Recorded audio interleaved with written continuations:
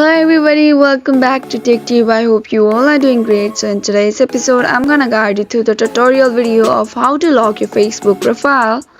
So in order to lock your Facebook profile, what you're gonna do is first of all go ahead and click on the Facebook, and once you're inside the Facebook, you will be appear with somewhat like this on your screen interface.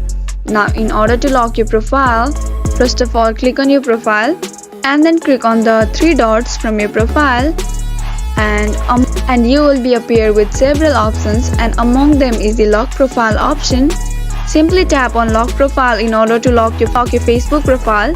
Once you do that, your Facebook profile will be successfully locked. I hope you found the video to be helpful.